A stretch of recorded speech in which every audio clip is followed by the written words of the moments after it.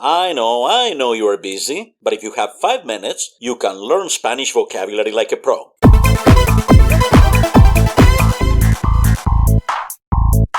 Hola amigos, Julio Foppoli here.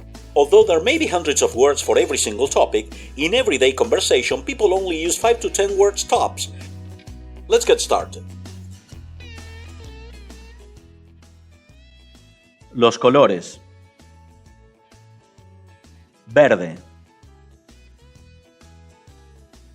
Naranja or anaranjado. Rojo. Azul. Celeste. Rosa. Morado.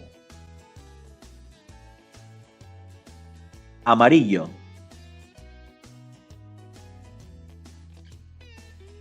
Gris.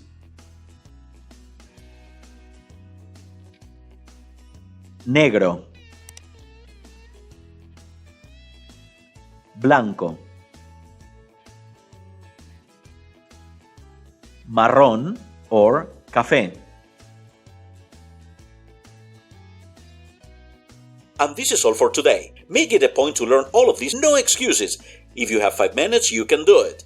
Please don't forget to like this video and subscribe to the channel if you haven't done it yet. And click on the notification bell, so every time I upload new lessons, you'll be the first one to know.